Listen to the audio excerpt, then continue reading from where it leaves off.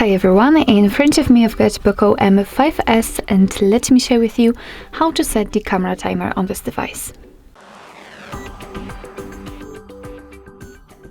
So first of all, let's open the camera app, and since we are in the standard photo mode, we can enter the settings which are in the right upper corner. So let's simply tap on the three bars icon.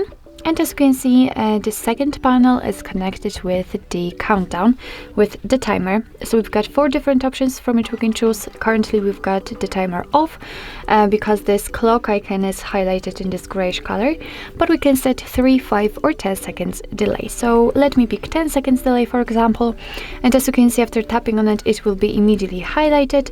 So now we can go back to the camera and tap on the shutter button. And from now on, your device will count down from 10 or 3 or which option you've chosen, and after that time it will simply take a photo.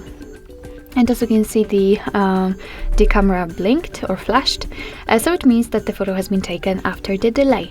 Of course, we can turn it off just by tapping on this clock icon, and from now on your device will take photos right after touching the shutter button.